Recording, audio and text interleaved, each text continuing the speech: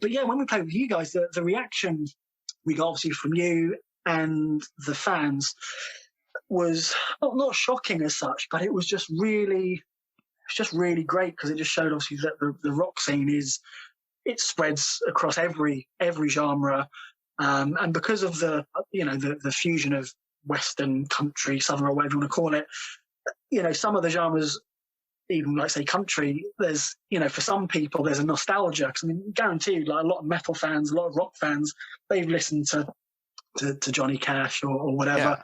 Yeah. So people can kind of,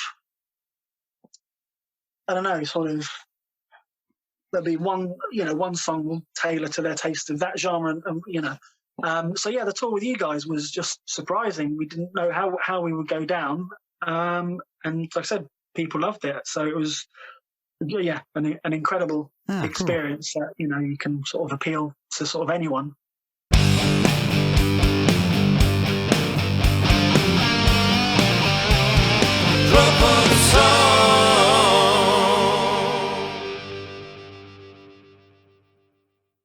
Hello everybody, welcome to another episode of Drum for the Song podcast.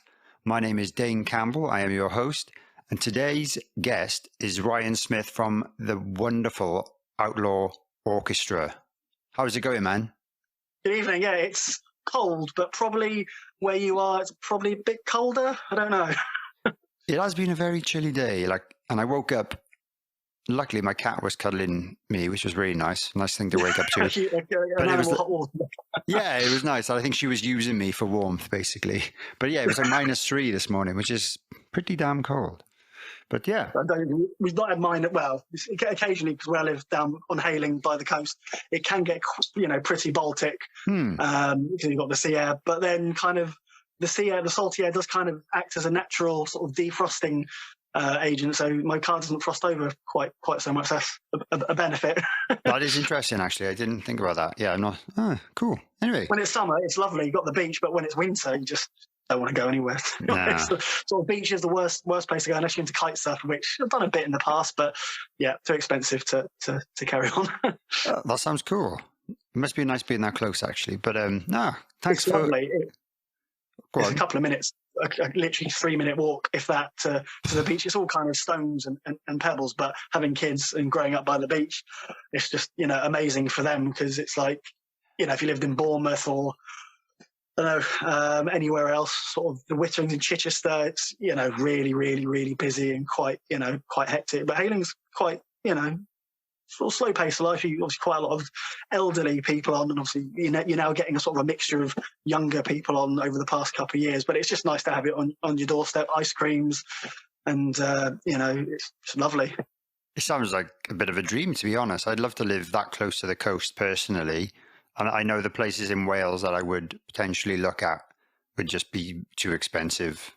I just know that, but oh, well, I'm a little bit jealous of where you live then, by the sound of it. Don't be jealous. The only downside is there's one bridge on and off. That's it. Same bridge. If there's an accident, you're screwed. Okay. Basically, if there's an accident and you want to get to work, you've got to swim. That's your choice. But I wouldn't want to get in the water, to be honest. No, not in January. But yeah. Anyway, thanks for coming on. And honestly, it's an honour. I really appreciate being, amongst the likes of Mickey D and Matt Sorum and.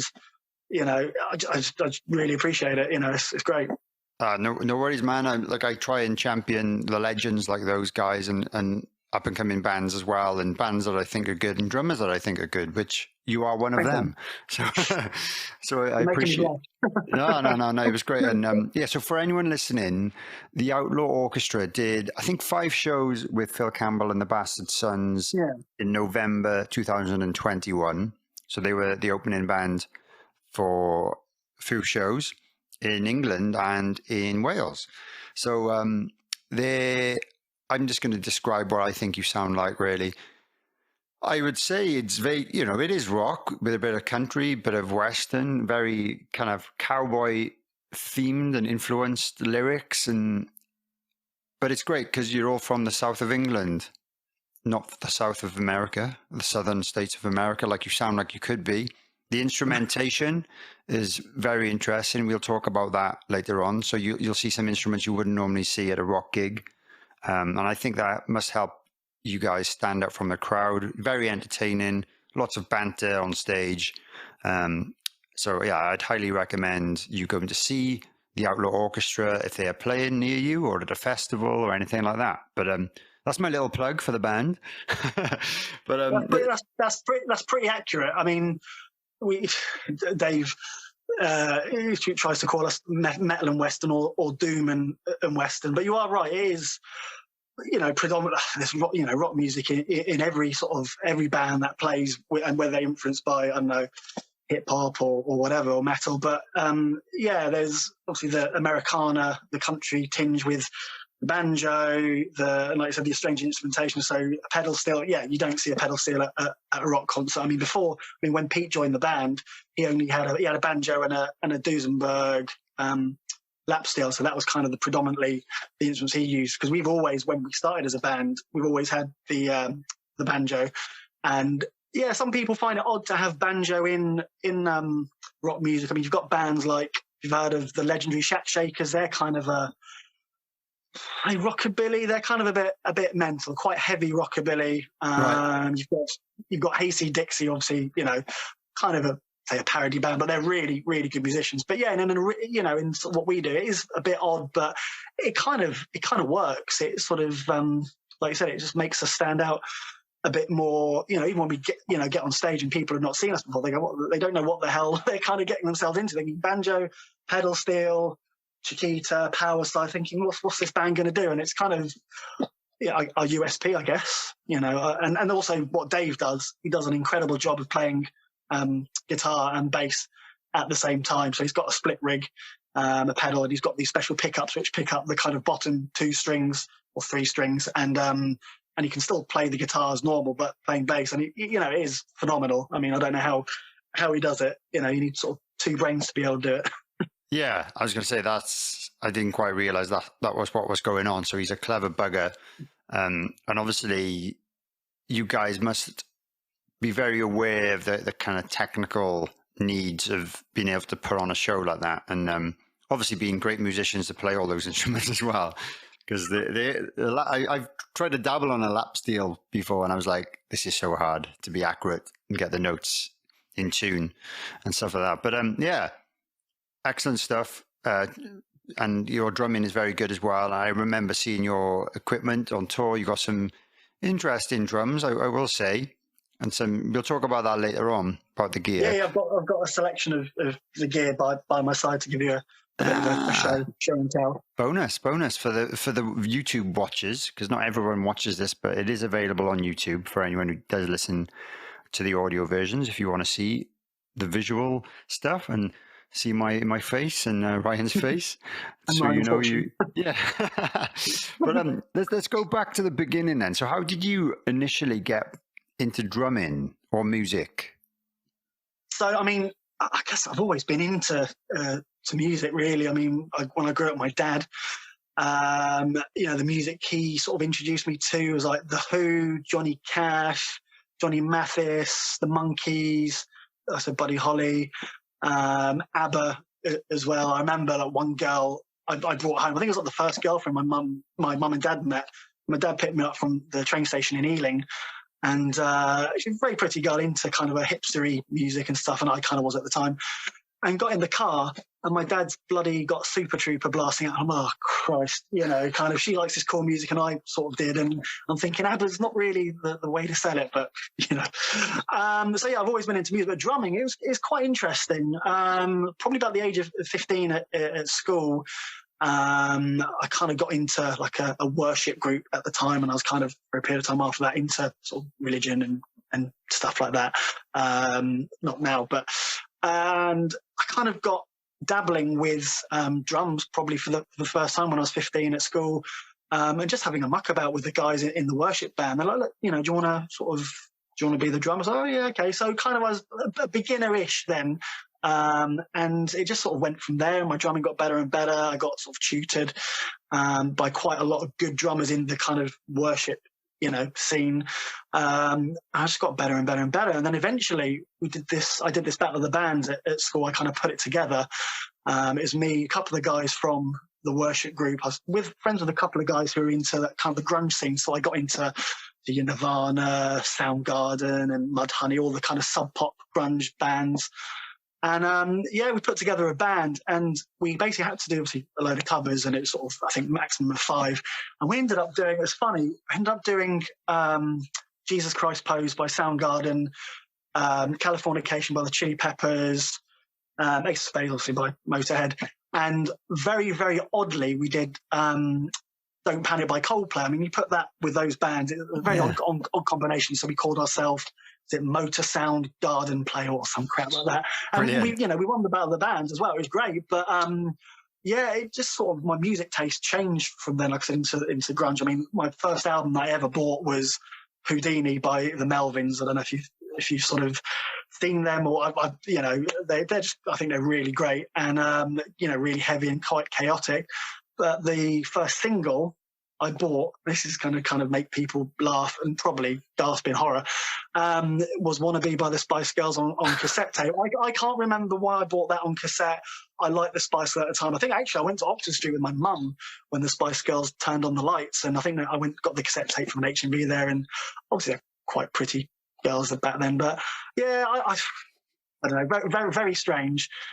But so from the age of 15, in bands, I've done everything from kind of jazz, blues, metal, kind of electro rock, and then into obviously the Outlaw Orchestra. And kind of how that started really was when I moved to Southampton in 2004 to study. I mean, I did a gap year before that, working at Virgin Megastore and Heathrow Airport, and I saved up basically my first drum kit was a Tama Maple Custom.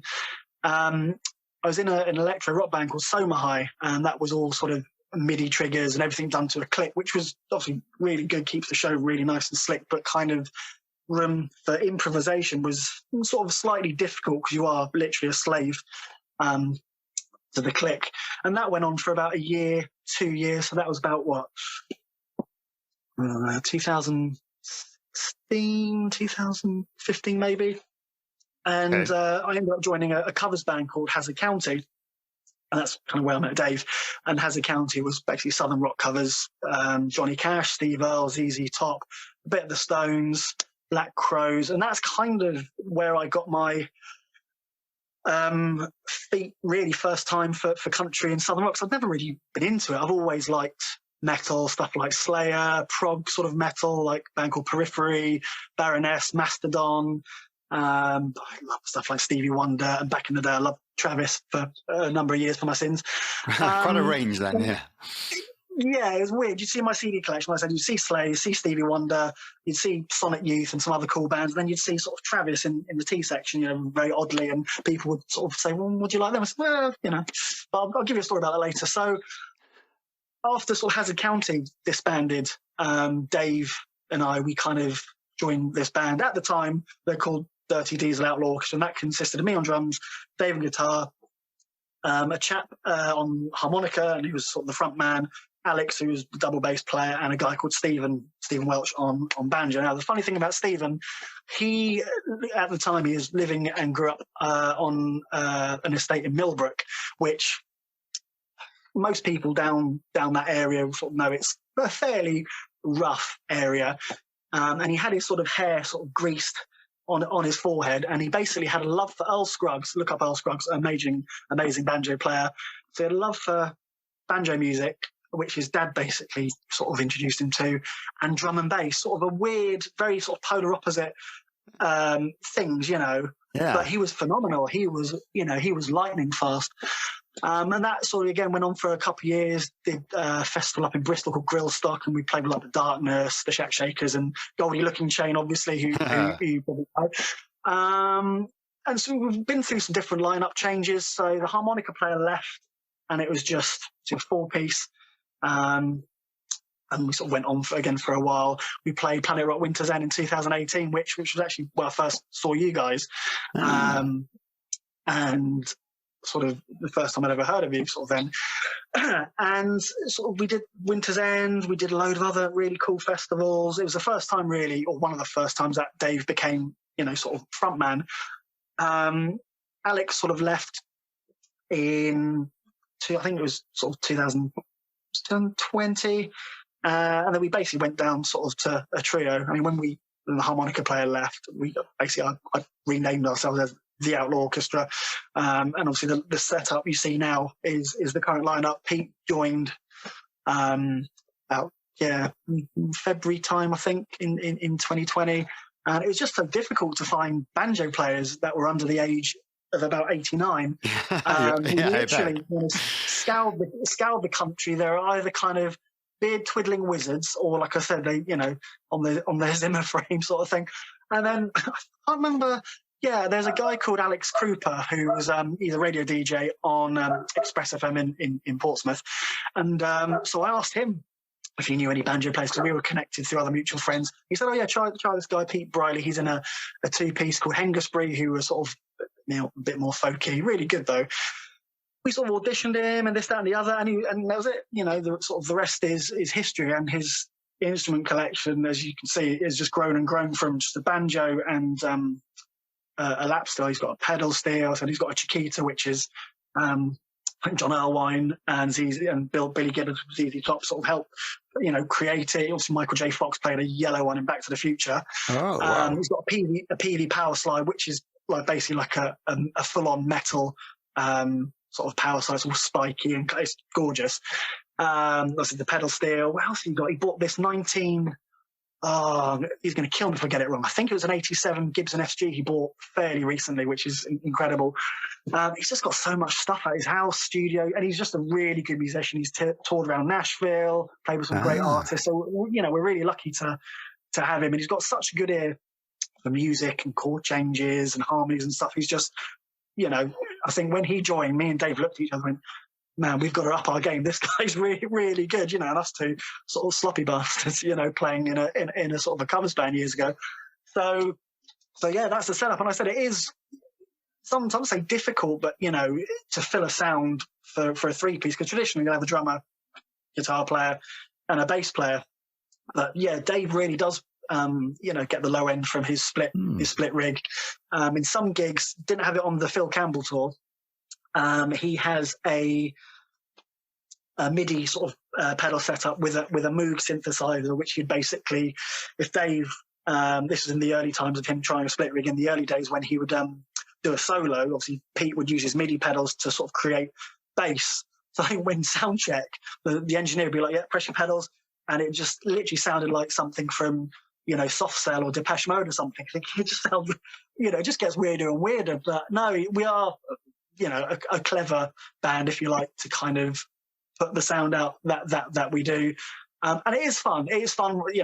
Things can go wrong, and and I think sometimes the sound engineers, not saying they get a nightmare, but they just go, "What instrument's that? What the hell do I do with that?" They kind of look at it because it's not your traditional setup. I remember Dave bought initially a ABY splitter from Chris Barrett. He basically bought a load of pedals. I think Chris was sort of doing a similar thing.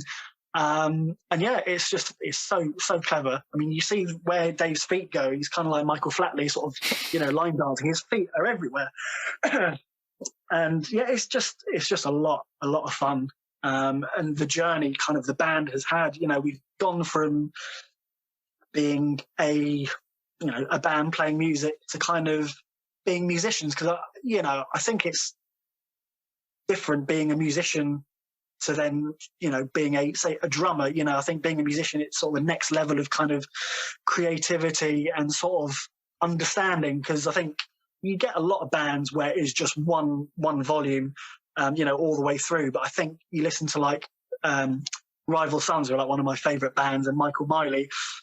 There's a lot of light and shade. There's a lot of space for other instruments to kind of sing, and especially the way Michael plays. Yes, he's got that kind of swung feel, and that's kind of how I kind of think I play. Kind of Miles Davis. Don't mean a thing if you ain't got that swing, and that's the kind of, I guess, sort of mentality I have in my head. Because if you play with a bit of a shuffle, if you like, or if you play offbeat or something, it kind of gets people dancing, and that's. I think when you listen to like Motown, it's kind of got a bit of a swung feel, and I love Motown, and it kind of, like you listen to Stevie Wonder, it just makes you want to sort of get up and move. It's just an instinct to sort of, and that's just why kind of I play the way I play, and it just, and I said being a musician, it's it's difficult sometimes, because you've got to really listen out for kind of what everyone's doing in the band. Because I've never had lessons. Right. Okay. Actually, I sort of had 1 or 2 lessons when I was in Southampton, but I don't know, I was sort of lazy because I didn't really want to read music. I thought it was kind of just a bit too complicated. I can sort of read a bit of drum notation, I can write it a little bit, but I just listen to the music and you can kind of feel where a song's going. And I think that's just how I've always played, and it's kind of served me sort of quite well. So I'm not technical. Although, again, when I was in Southampton, I was in this band called El Colosso. I met a guy called Greg when I was at Virgin Megastore in Southampton, I think about 2008. And it was just 3-piece, me, Greg, and a guy called Neil on bass. And this is probably one of the weirdest bands I've been in, but we're good. It was instrumental, prog, punk, Afrobeat. I don't know how you want to call it, but it was really heavy. And I can tell you, I don't know what the time signatures that I was playing. I had no idea what they were, 12/8s, 13/6s, or 24/3s or whatever. But they were so complicated, but it's kind of like muscle memory. And you play them and play them and play them, and eventually you're just playing it. And honestly, it was there's no verses, like I said, no lyrics. It was just the music.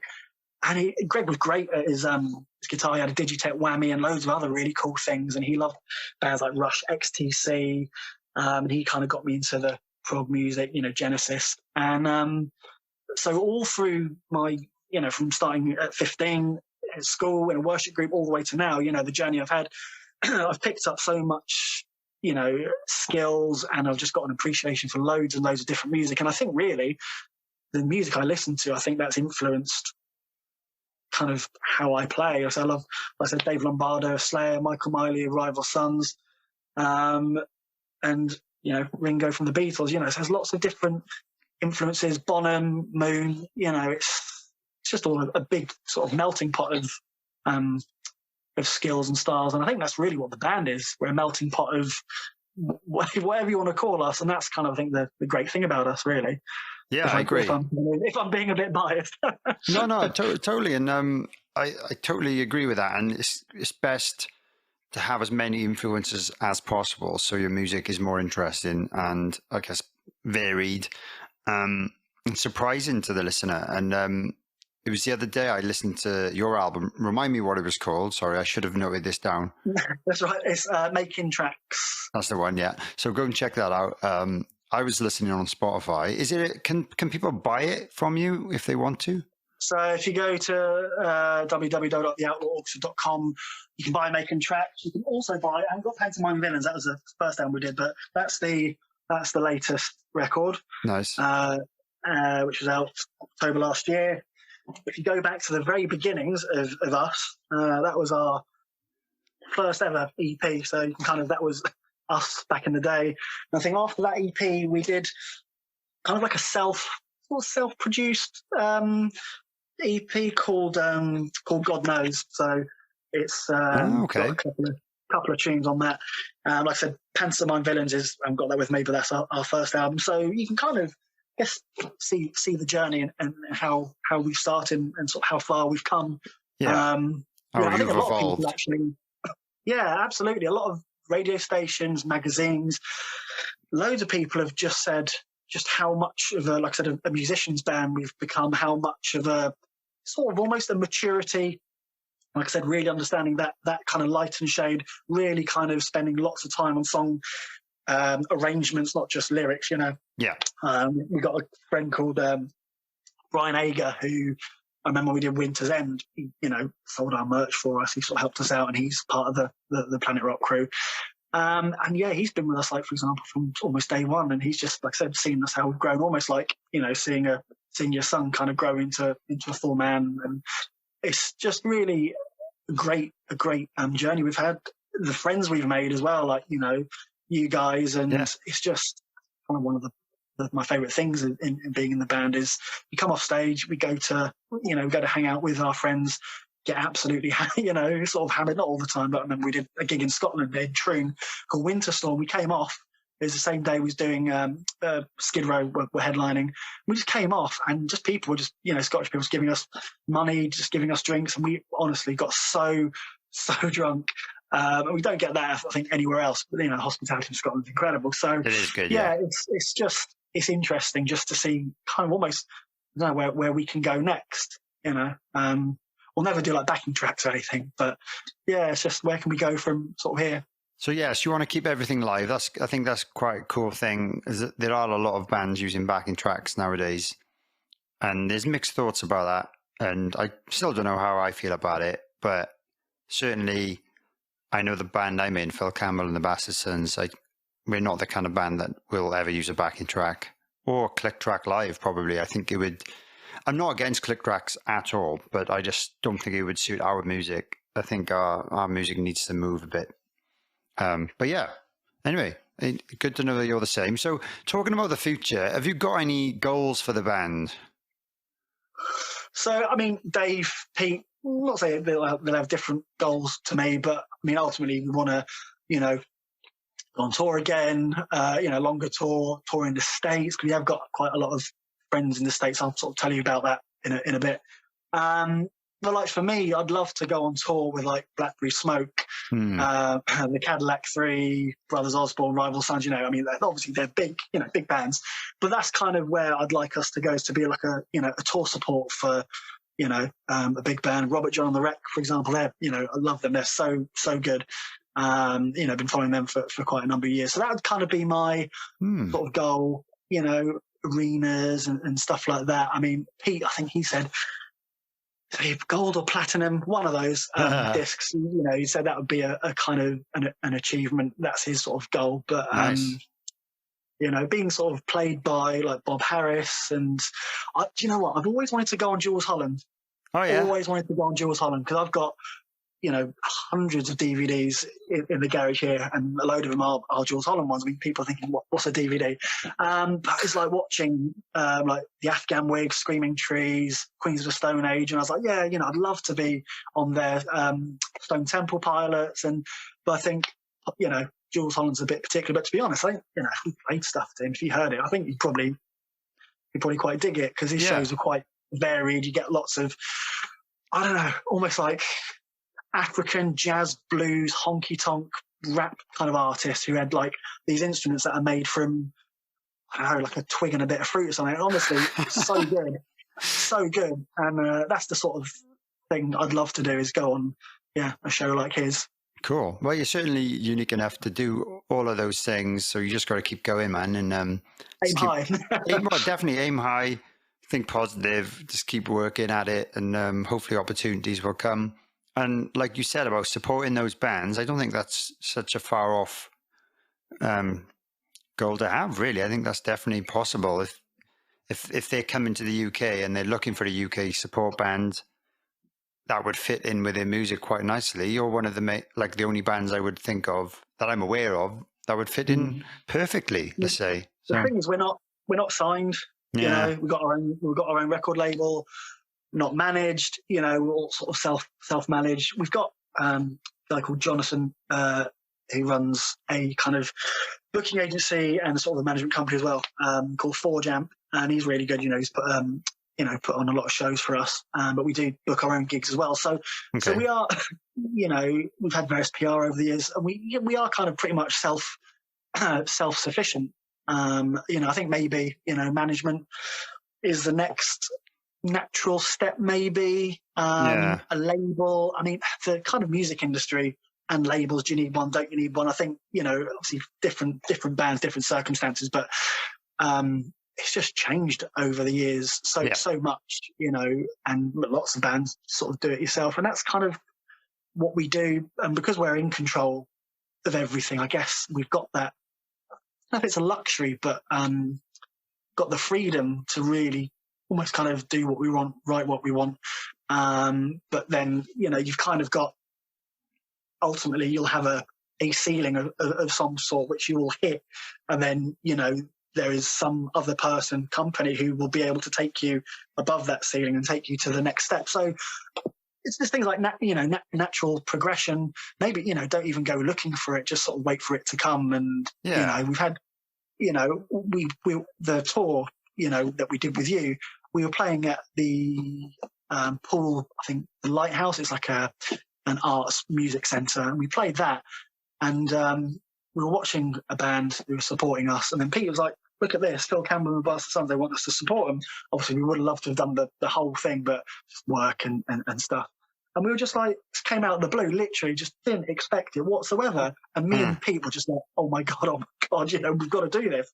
And obviously we did the shows, yeah. And like I said, it was really a pleasure to to tour with you, obviously given the circumstances and how it all happened and whatnot.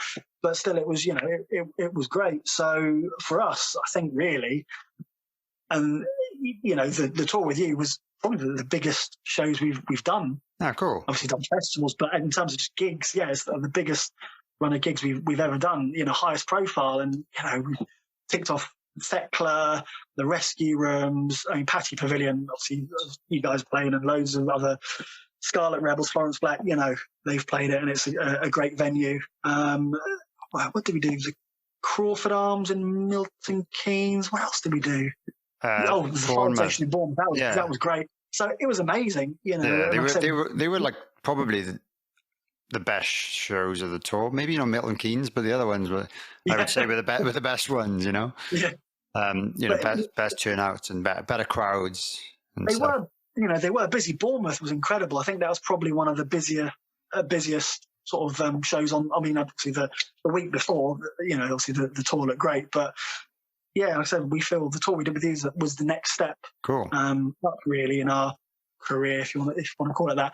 And it's just watching you guys, you basically see kind of how it's done. The sort of the pros, how it's done. You're a phenomenal drummer. Obviously, I watch drummers very close whatever gig I'm at, but just watching your cymbal feels amazing. Double pedal, and I used to dabble in double pedal, but I just wasn't very good at it. But I'm not that good at it, man. I mean, obviously you've got death metal bands who but is it Ringleader? Oh yeah. I just love it's kind of a simple kick pattern in the sort of verse bit, but it's just you're a very good drummer. Oh, thanks, man. The rest of you guys just tight. Obviously Phil's been doing it for for donkey's years, but yeah, you, Todd, and obviously Joel now being a permanent member, which is great because he did a fantastic job. He was good. Yeah, all you guys are so so tight together, like a kind of a family, and also you guys are enjoying it. I think that's the other thing. Everyone says they look at us and we're just having a laugh. We're taking the mick out of each other. They tell stories which sometimes are fabricated, but we don't sort of tell people that. But we just look at each other and we're just smiling, we're having a laugh, and that's it. And the way Dave interacts with the crowd is a crowd interaction. It's a very fine art, but a difficult one to really pin down. I think Dave, he's just got the gift of the gab. He just does it so well. Yeah, I thought that he was good, really good. And it's just, I kind of say to people, it's like a 2-for-1 with us. You kind of get to go to a gig, but you also kind of go to a comedy show at the same time. But yeah. No, it was great. And I think you're doing all the right things. You just got to keep on going and just wait for the opportunities to come and just take as many of them as you can, I guess. I know it's difficult when everyone's kind of still working other jobs and you've got families and stuff. Yeah, it's difficult at that kind of age to kind of, you can't quite prioritize the music as much as maybe you could have in your early 20s, or I don't know how old you are, but I mean, when I just remember, I'm 37. If you sound like 25, that's fine. I was going to say you look very good for your age. I will say that. So congratulations. But so that's great about the band. Check out the Outlaw Orchestra. If you were at one of those shows we mentioned, let me know what you thought of the band. It's always good to know. But yeah, I read lots of great comments, and people said you were really enjoyable and really different. And like I said, I think that's what's going to get you more opportunities in the future, because you just stand out from all the other kind of bands out there playing on the circuit. Or I guess we're on the kind of, I don't know, the classic rock, hard rock, classic rock, when they call it the new wave of classic rock, which I guess you're part of as well to some degree. I think we all get lumped into that, don't we? But like one thing I wanted to touch on that, like you mentioned in the private message to me the other day, was you've had a bit of a rough ride kind of the last 10, 15 years of your life. So, and you said sometimes you suffer with like depression and things like that, but you also said how music and drumming helps with that. So do you want to kind of tell the story? Absolutely, about, as yeah. much as you're willing to. No, I mean, I'm always open about my depression. I sort of explain sort of why I sort of say suffer from it. Being open about mental health. Is it new? It's not new, but it's kind of, I personally feel, in music, in sport, theatre, it's sort of, however many years you want to go back, was sort of considered uncool or a bit of a taboo. It's not something you really sort of spoke about. Go back even further, sexuality, whatever. But yeah, lots of bands and I said sportsmen are opening up about their mental health, and I think it is kind of important. For me, it's not a case of, look, I suffer from depression, stand back or tread carefully. It's just I suffer from depression. Sometimes I have good days, sometimes I have bad days. So, and I take tablets for my depression. The reason why I suffer from it, 2006, my mum passed away of cancer. She was 57 and I would have been about 20-ish. Then in 2013, my dad passed away of bronchial pneumonia and he'd hit 70. It was a pretty good age. And prior to that, he'd had, over the space of 4 years prior, one major heart attack. We got through a minor one, got through the major horrible one, and stroke. So he'd gone through it a bit. I don't know if his health or his cholesterol sort of really helped. I mean, he'd have like a glass of wine every night, sort of before bed, and bed for him, and when he'd have his dinner, be about like 1 or 2 o'clock in the morning, a bit odd, but that's just how my dad was after obviously lost his wife, lost my mum. And yeah, so it is, difficult. Birthdays, Christmases, when I passed my driving test, when I graduated, actually, obviously when I graduated from uni, my dad was there, which was great. Obviously my mum wasn't, but she was in spirit. And so there's lots of like life moments, especially the gigs and stuff, I would have loved them to have been at the gigs that I've been doing. I mean, my dad, when I was in Soma High, we played Camden quite a lot, did the Barfly. Oh, nice. And some other places in Hoxton or whatever. And he'd literally, and also I was living in Southampton still, and he'd just come along and he'd be there from maybe 8 o'clock when I got there. We'd sort of do these weird sort of club night shows where we'd go on at like 12, 1, sort of 1:30 in the morning. And he's there, at 2 o'clock having a beer, and he's just a massive supporter of my music, what we did. We even went to a Travis concert once, seeing him jump up and down, and this was actually, must have been, after he had his sort of minor stroke. But yeah, so like I said, some days I feel great, some days I feel a bit crap. It could be circumstantial, how the day's going and things like that, but drumming really does, for me and my family, of course, the drumming really does help alleviate the depression, almost eliminate it, because you're there in the moment doing what you're doing, and you're kind of thriving off the drumming, the sort of people's reaction to hanging out with your bandmates and all the sort of friends you made through being in the band. And you just forget about it, because you're focused on what you're doing. It's a bit different, like say if you're just doing a job, that. Yeah, going to an office doesn't normally make you feel like that. Apart from the friend, well, I guess you have the social aspect of an office that I know a lot of people have been missing during the lockdowns and stuff, having to work from home. So I guess, maybe I was wrong by using that as an example. But you don't get the physical aspect of, and yeah, I know what you mean. Totally. It's kind of like the friends and the band, it's a different family. You've got your family at home, which I said are great. I love my son Atticus and my daughter Beatrice. She's 3, he's 4, he'll be 5 soon. And my partner Rosie, great, great people, great kids. But just like I said, the family of music, because music for me is just, it's escapism. I think it probably is for a lot of people. Yeah. They'd probably be able to, testify to what I've said about music helping mental health. yeah, I'm really, honestly, I'm sort of really open about it. I'll kind of sometimes anyway tell people early on in a conversation, just because I don't know, I in my head I kind of want to get it out of the way. Not because if someone mentioned it later down the line, a year, 2 years knowing me, asking me about my mum and dad, it's going to cause a problem. It's just, yeah, you know, I do get depressed sometimes. That's who I am. And like I said, not everyone obviously, but some people might be like, oh, you're in a band, you're depressed, you know, that's not cool, it's not rock and roll. But you know, what is sort of rock and roll? I think rock and roll is having fun, being with your friends, being with other bands like yourself, just having a good time, forgetting your day job and stuff like that, and just escaping, you know. And it does really help, you know. And not gigging, you kind of go, you're kind of back to reality. But you know, I'm kind of looking forward to doing it again. You know, this year, like I said earlier, it's picking up. We've got festivals booked, and you know, quite a lot of gigs, and hopefully some recording of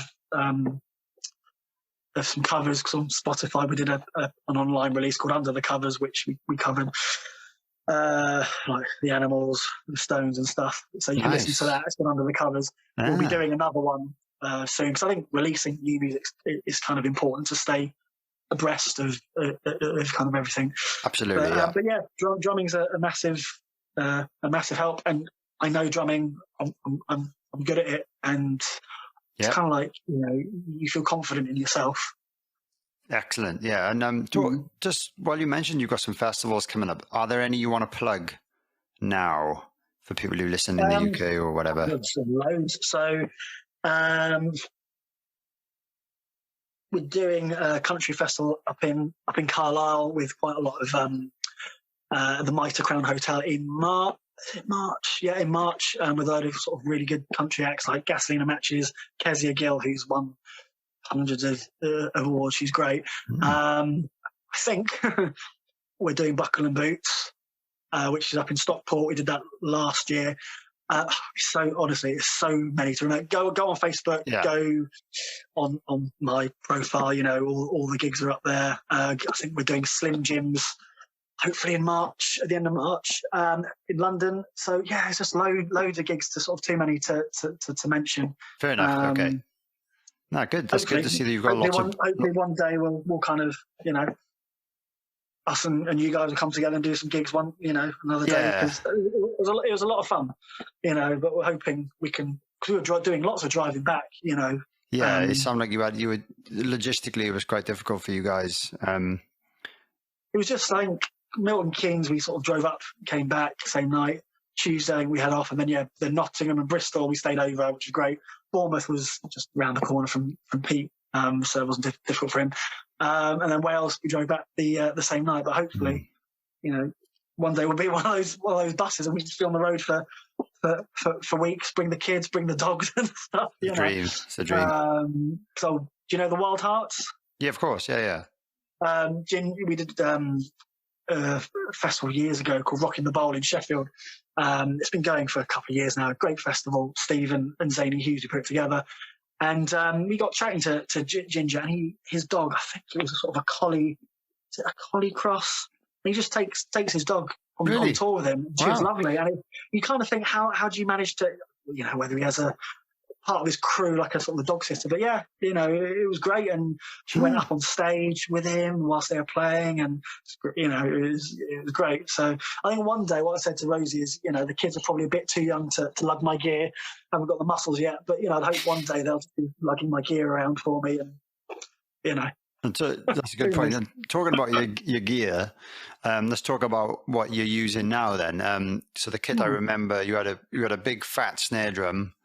And some that was I haven't got that down by the side because it's bloody heavy and I'll do my backing. I was going to say, but it's by a company called Q Drum Co, who are based in LA.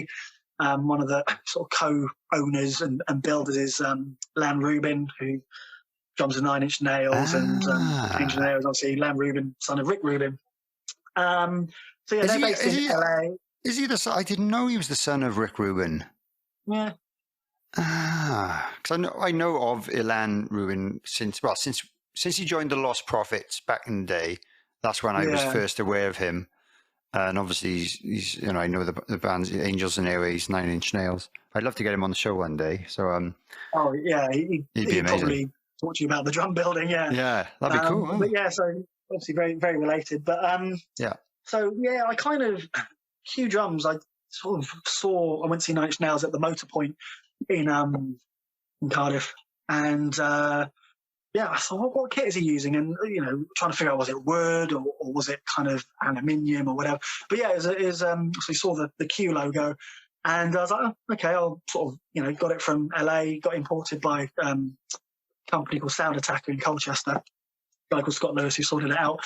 And I thought, I'll try it. Never played a copper kit, which is what it is. I'll show you in a second. I thought, I'll give it a go. I read some research that out of all the metals, copper's quite a controlled sound, quite warm. Out of all the metals, it's kind of the lower end. Obviously, like your brass, for example, is really quite cutting. I think was the first snare you had before you went to the Ludwig one? Was that metal or was that wood?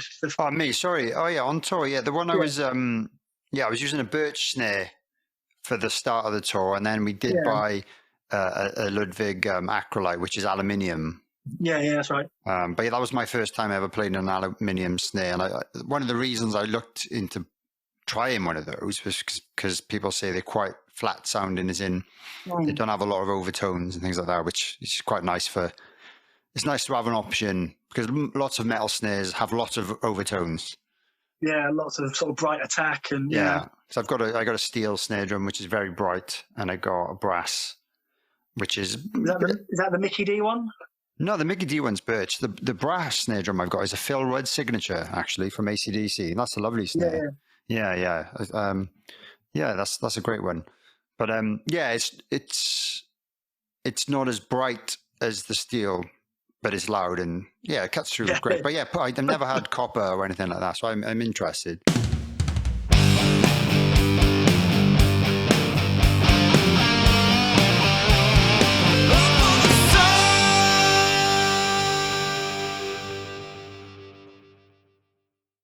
Apologies for interrupting this episode of Drum for the Song. I really hope you're enjoying it so far. I just wanted to take a few moments to tell you about my Patreon page. This is a place where you can support the podcast in exchange for some bonus content. You can head over to patreon.com/Drum for the Song. There are 3 tiers available at the moment. One is £3 a month, one is £5 a month, and the other one is £10 a month. Each tier grants you access to exclusive benefits, which include bonus episodes, early access to the main episodes, private Facebook group membership, merch discounts, discount on Motorhead beer, as well as a monthly competition to win Motorhead beer, access to Skype chats with me, asking my guests questions, occasional free gifts like drumsticks, free tickets to Phil Campbell and the Bastard Sons shows, and your name in the episode description. If you regularly enjoy the podcast and think you would enjoy those benefits too, please consider signing up. If you didn't already know, I do everything for this podcast all by myself. So I do all the contacting, all the research, all the interviews, all the audio editing, all the video editing, all the artwork, all the uploading.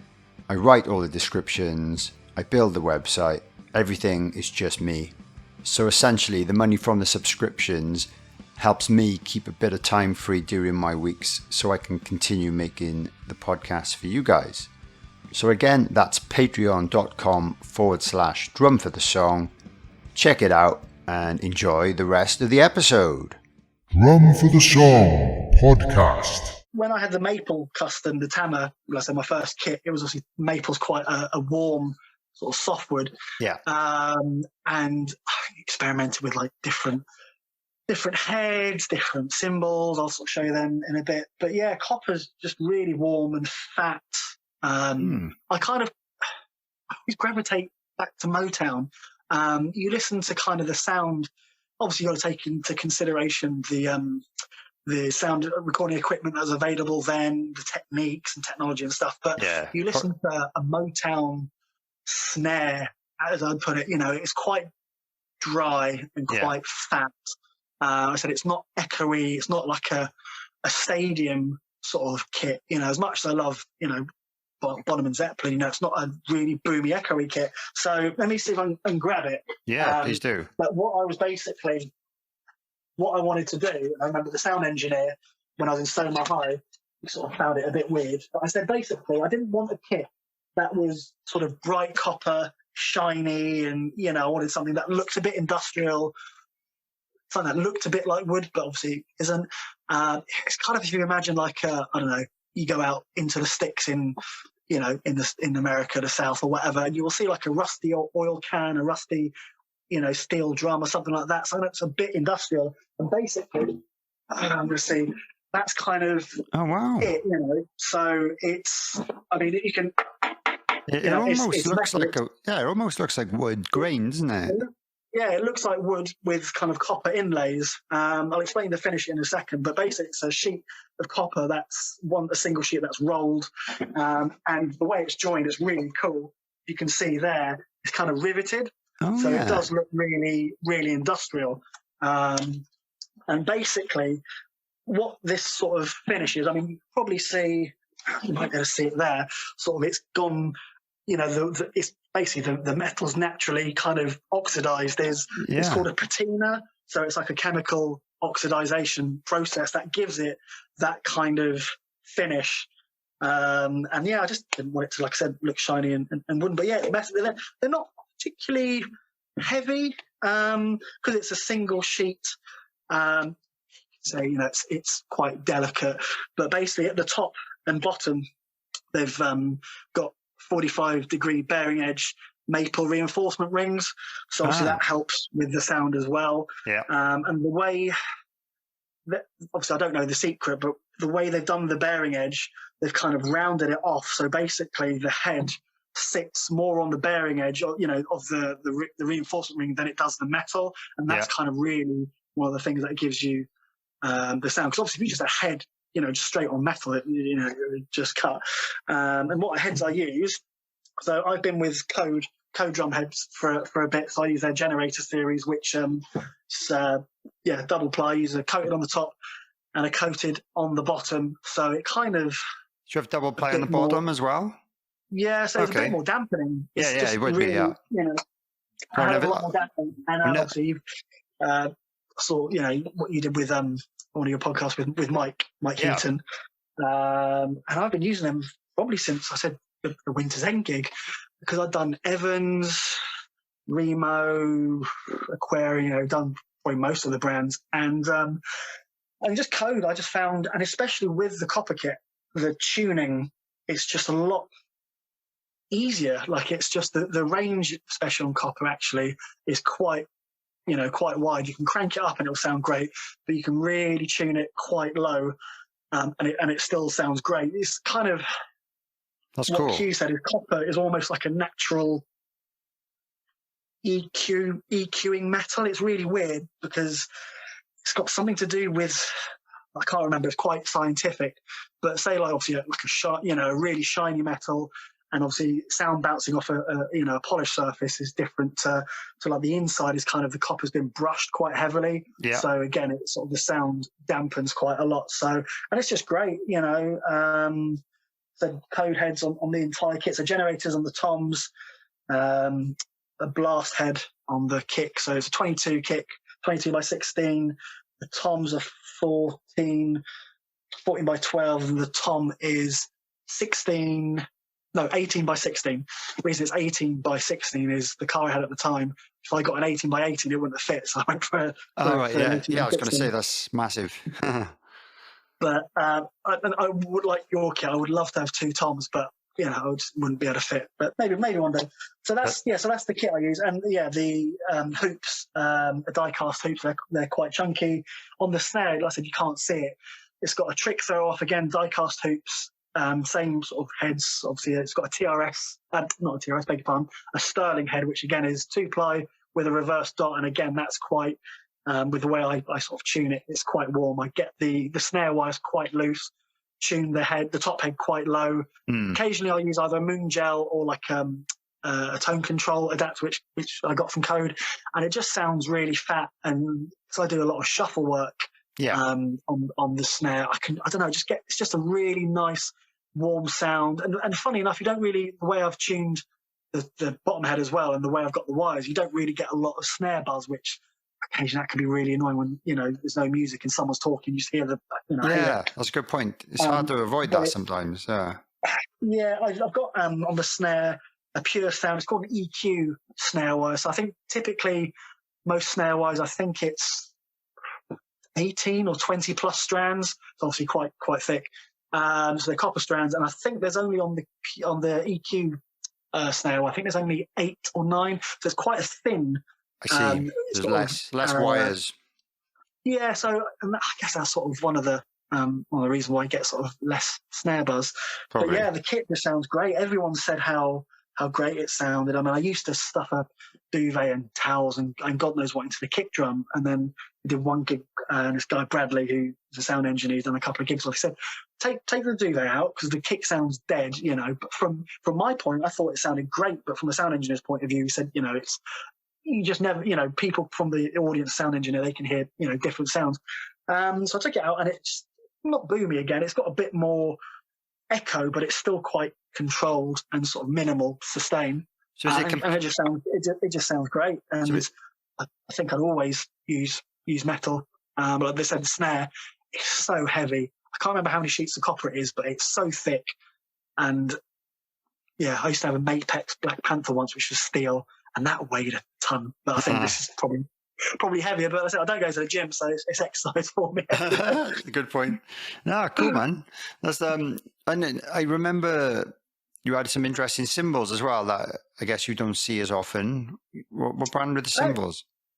So it's by a company called Diril Cymbals. So a guy called Ibrahim Diril, he basically created the Meinl Byzance series and the Pasty, how do you want to say it? I think the B20 series. So I'm not a fan of, I can't remember, did you use A Customs, I think? Back in the day I did, yeah. I used Pasty 2002s now, yeah. But I've used the Elgin A Customs before. So sort of polished cymbals I've never really been a fan of, sort of too bright, too splashy. That sounds a really bad term, but just really sort of too bright. And it's, again, different cymbals, different drums for different applications. But I've always liked like the K Customs. Yeah. I've always liked the Meinl sort of Byzance series, the kind of dark, raw finishes. And so what I've basically got is sort of similar to a Byzance series. So the hi-hats, let's get the top one. So it's called a primitive series, and you can see from this, it's very, very raw, very, very dry. So you've kind of got a really dry, raw, sort of almost hi-hat bell, complete random hand hammering, which is great because it makes every sort of cymbal sound unique. And then on the sort of bottom, it's not shiny, it's more brushed than anything. So obviously same top and bottom. These are 13 inches. Now it's very weird. I got a Byzance set of hats, a 13-inch pair ages ago by mistake. I thought I'd bought a 14-inch pair, but and I was like, okay, 13-inch. I was like, okay, it's a bit brighter, obviously it's a bit smaller.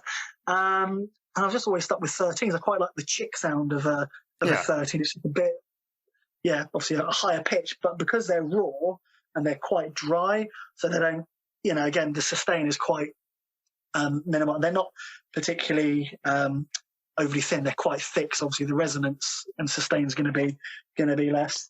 I understand what you mean. Then.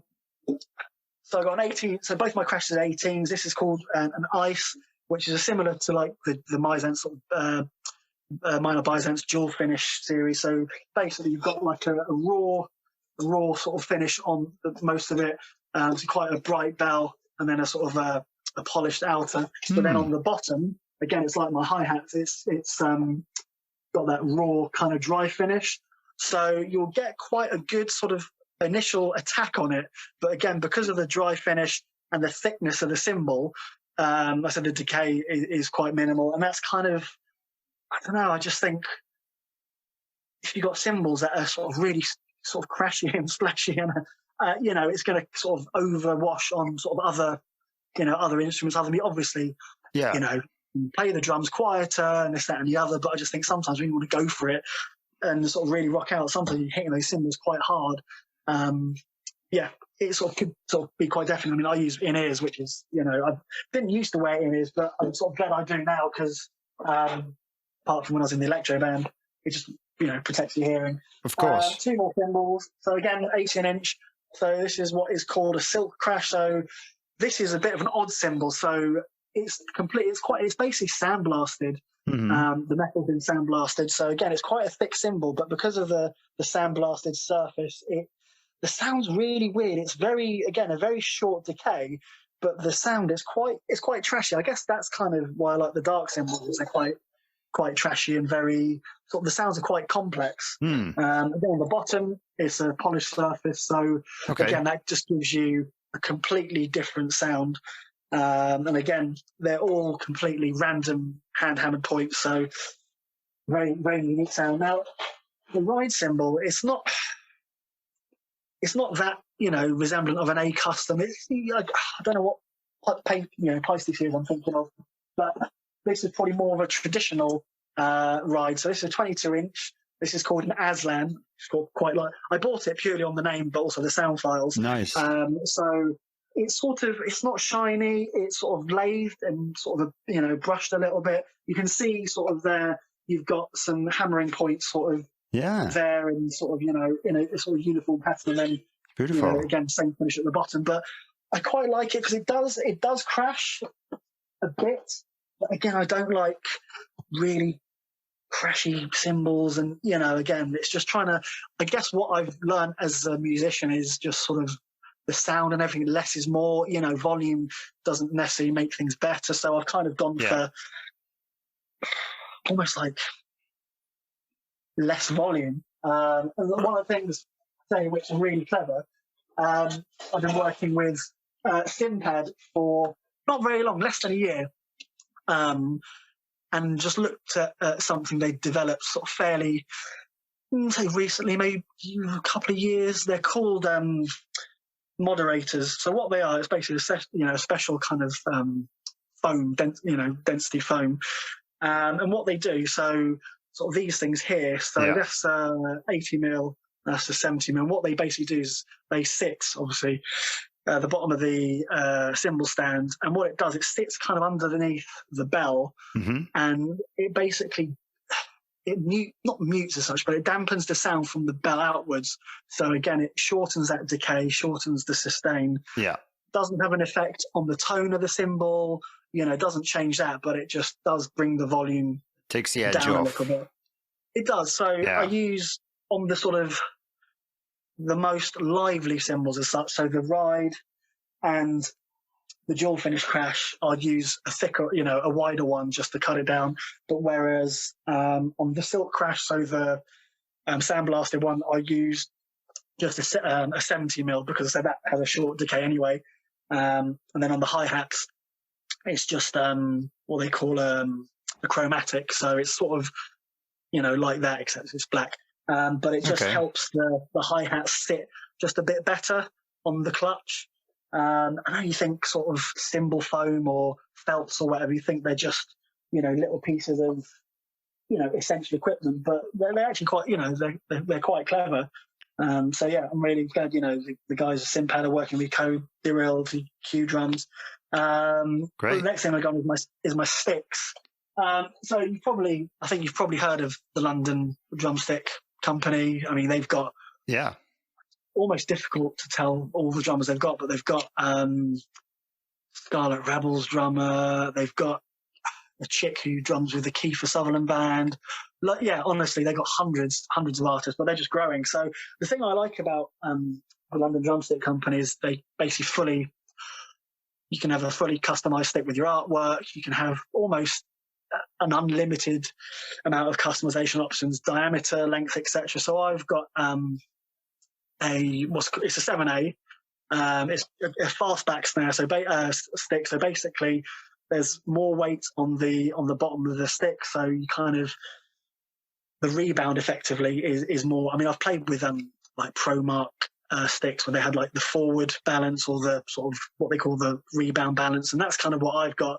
It's got a long oval tip. That's kind of what I've liked. I've used like acorn tips before, but I find the long oval tip gives me a better play on the bell of the ride. So this is 14.8 mil diameter, so 14.8 mil thick, and 42.2 mil long. Sounds very specific, but very kind of. I like to have like a long reach on the stick. Yeah. I've had the reason I went for that length is some of the Pro Marks, Winston's that that I've used. I don't know, they've been a bit shorter, and occasionally I've found maybe where I've positioned a cymbal, I've gone to hit it and I've missed it. Yeah. Maybe I'm just not looking, but I just thought, let's go for something a bit longer. And just, and the great thing is I've got, you're probably not going to see it because of the light, or maybe, so you've kind of got their logo, my signature, and this, that, and the other. So I've called this series the Trailblazer. And it's great, it's a great, I've got two versions. I've got a hickory and a maple version. And I just use both. Sometimes I just like to change it up with the feel in my hand, so it's a natural grip, so there's no stick wax or anything, and they, sort of sit really well. So, yeah, I've spent a lot of years developing sound, style, and, the equipment, and I've kind of settled on a good setup that hasn't sort of, hasn't really failed me. Yeah, I was going to say, it seems to be working for you, and it seems to be a perfect match for the music in the Outlaw Orchestra as well. Like when you were saying about the cymbals, it's completely different to my band, where I'm trying to compete with a distorted bass and two really loud Marshall stacked distorted guitars. That's why I have the louder cymbals that cut through and have a bit longer sustain, because otherwise they wouldn't get heard. And I guess it's a completely different style of music. But it sounds good. And sim pads, I've dabbled with those in the past. Like, I think I was using some on tour, but the kind of, I guess, the smaller ones, that not the wider ones that you were talking about, which dampen the cymbal. I think I don't know, 40 mil maybe. Yeah, I'm not sure what they do, but I've used those before. And the other thing, I thought, they don't wear away as much as felts. Sometimes felts kind of wear down, and the weight of the felts, they just squash. Yeah, as well. So these because don't it's do quite that. a high density foam. It's I'll tell you the other thing which is great. I don't have it in my stick bag, but I've got with the Tama, I think they're Road Pro stands or whatever. They're quick release. What do you want to call them? The top. So you just squeeze two red things and it just pops off. So I remember. You got the typical wing nut, and you're just spinning it off and off, and you're just basically sitting there, just sort of doing that for ages, waiting for the bloody thing to come off, and then doing it, And some people wouldn't spin them down enough. So you play a gig, some drummer hasn't, wound it down enough, and it's basically just pinged off. You think, where is that? But these are actually, quite good. Obviously, I'll do them, but I think it's just, for me, it's like, quick setup done, really quickly, because the rest of the guys, they've got a lot of equipment.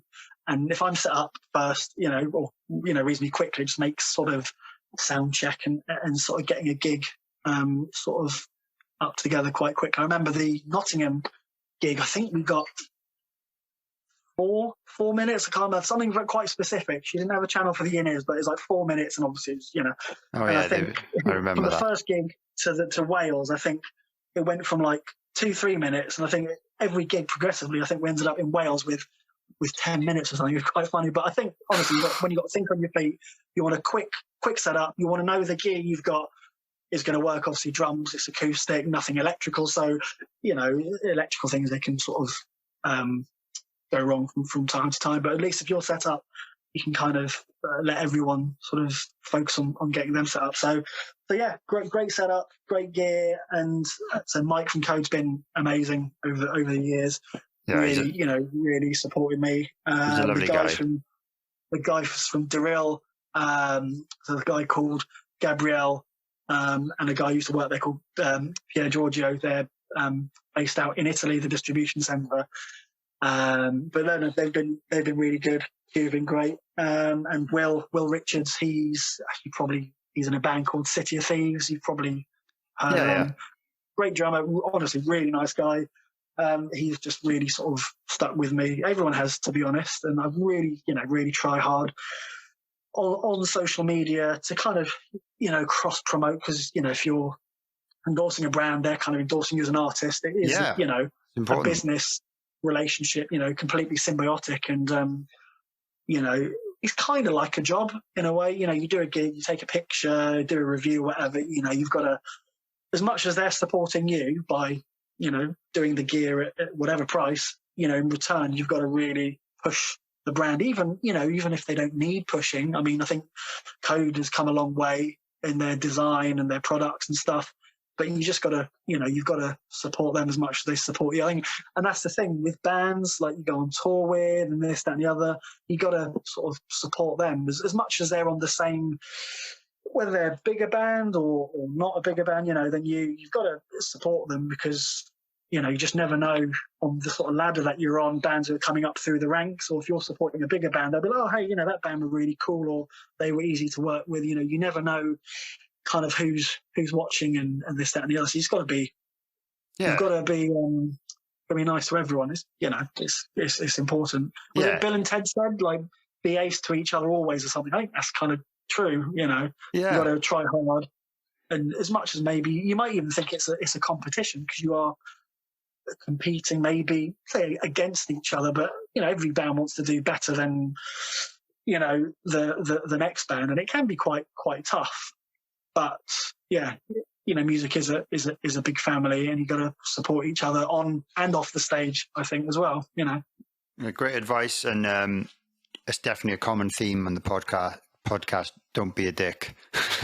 But you're right. And in terms of bands you're playing with, festivals and staff and promoters, you just want to show, you know, turn up, be polite to everyone, and then you know they're going to ask you back. If you turn up and get pissed up and start being boisterous and breaking things, or you know, I'm just silly examples really, they're going to go, oh, that was that band that did all that stuff. We won't get them back again. Or likewise, if you're supporting a band, you want to put on a good impression, get off the stage as quickly as you can. And you guys were really good, as far as I'm aware, I was told.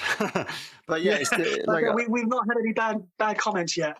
Yeah, good. That's important. What the hell's a pedal steel doing on a rock stage? But you know, yeah, screw that. But no, cool. I really enjoy it. It's really interesting to see your setup, because it is very, very unique, like the music you play. So thank you.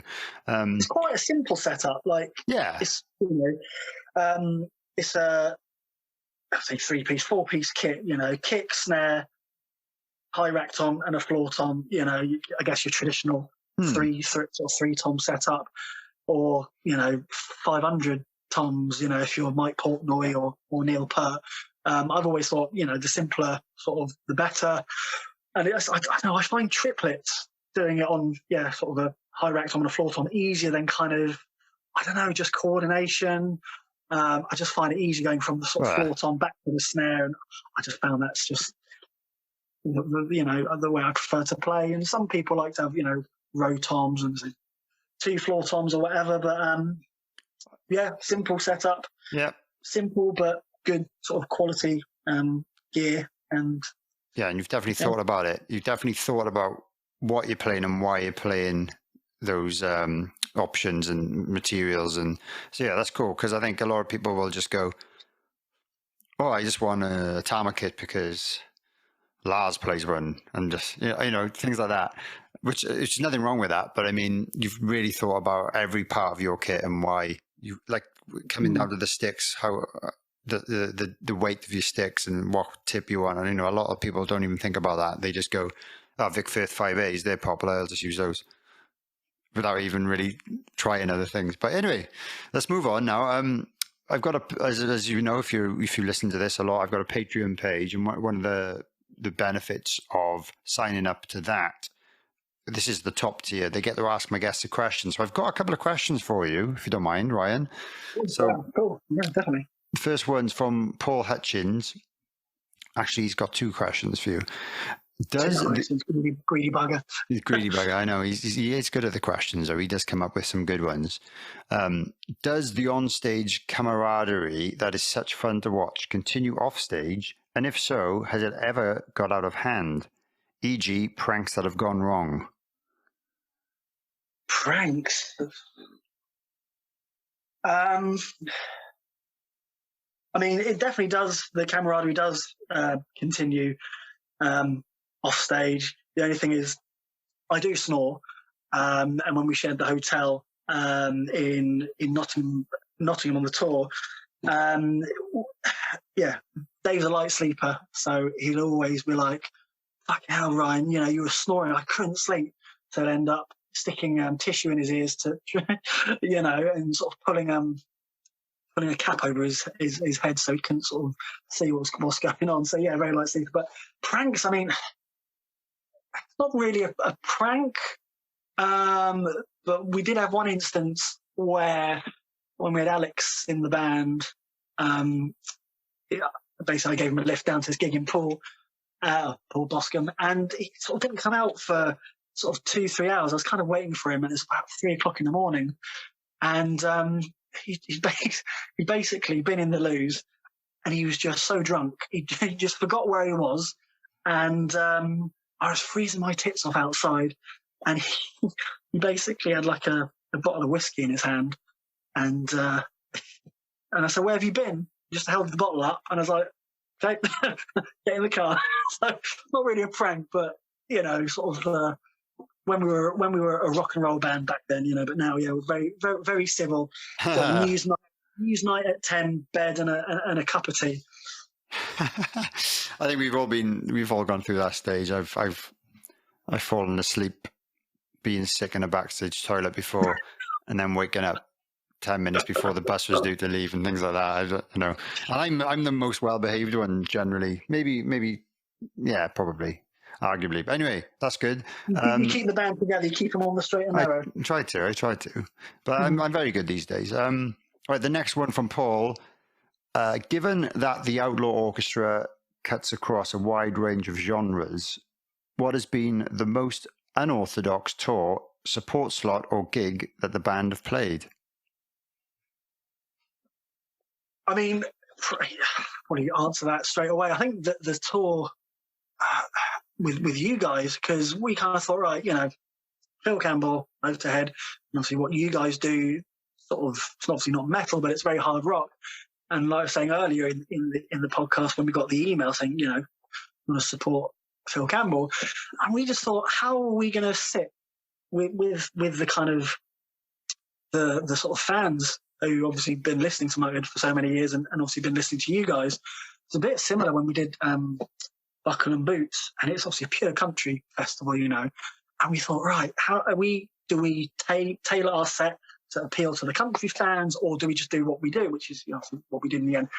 And people were just saying, "Have you got anything heavier?" And we were like, "It's a country festival. You're asking us if we've got anything heavier." And I was like, "Oh God!"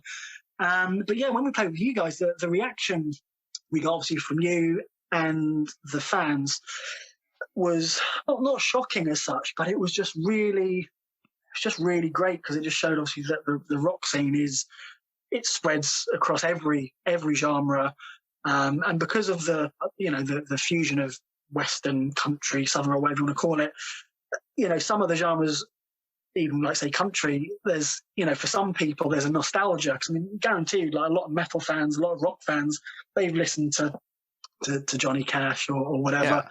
Yeah. So people can kind of, I don't know, sort of, there'll be one song will tailor to their taste of that genre, and so yeah, the tour with you guys was just surprising. We didn't know how we would go down, and like I said, people loved it. So it was, yeah, an incredible experience. Cool. That you can sort of appeal to sort of anyone. Yeah, cool. That's good. That's good to know, and interesting to know. If you want to know the story as to why we chose you, a lot of it was to do with that you were a 3-piece, because we wanted another band that would have less gear, even though you have quite a lot of gear for like a 3-piece, but it was like a band that would be quick to get on and off the stage. And obviously, yeah, musically, we thought the music was interesting, and yeah, we kind of just like did a bit of research. And I think months before, you were on some form of shortlist that our agent sent to us with like 10 bands that had showed interest in supporting us.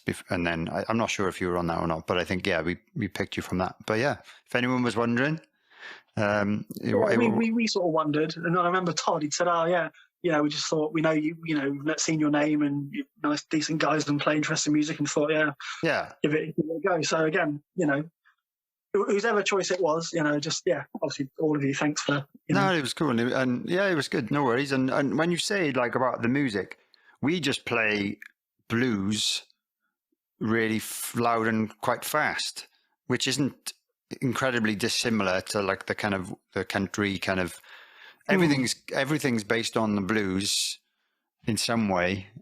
So I think when you get a heavy metal kind of Motorhead fan coming to see us, Motorhead just played rock and roll blues really loud and fast. So I think I think that's why people can still enjoy the music you guys play, but also still listen to Slayer. Like you said, you're a Slayer fan, and everyone's open-minded, and I think the rock world and metal world is more open-minded than some people might think. So cool, good to know. No, I agree. All right, this is another one from Gareth Richards. I don't know what your answer is going to be, if you have an answer, so we'll see. Okay. I think he would have seen you at 2 of the shows. I am really interested in Ryan's influences. I guess we've touched on a few of those. Also, which other instruments is he proficient at playing, if any?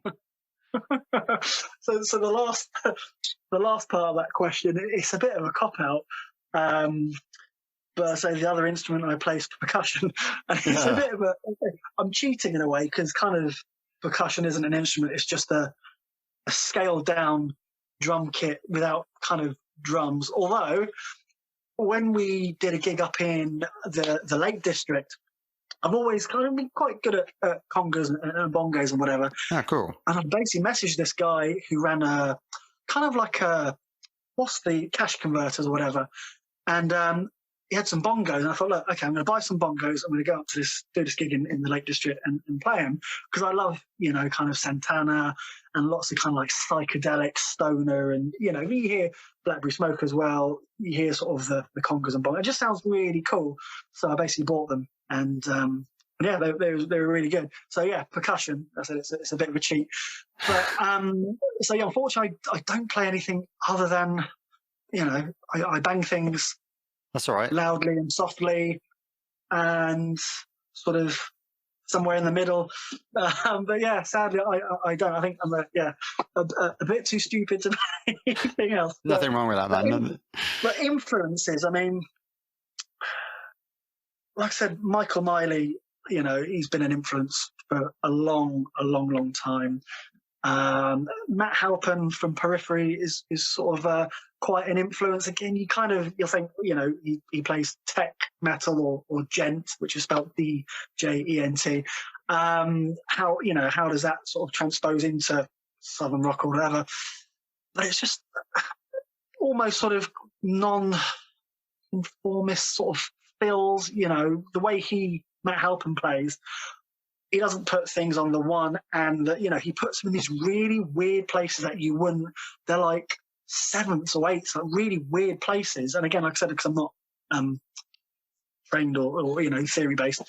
I did a clinic with him actually at the garage in London. Got a ticket before the gig, and he kind of explained his playing and how he does it. Now, if you listen to Periphery, or even like bands like Meshuggah or whatever, you just think, well, what note is that, or what beat is that cymbal, or is that kick coming in? And the way he broke it down, he said, look, essentially, this song, this is what I'm playing, it's a 4/4, because basically did the kick and the snare, and you think, right, that's a 4/4. You think, yeah, that's simple, and it's almost like building a cake in layers. You start from the bottom, then you start with another layer, and you just build it up, and eventually you've got the whole thing.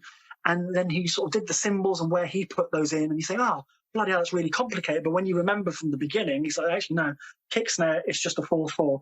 Everything else are just in different places, but I'm just playing a 4/4.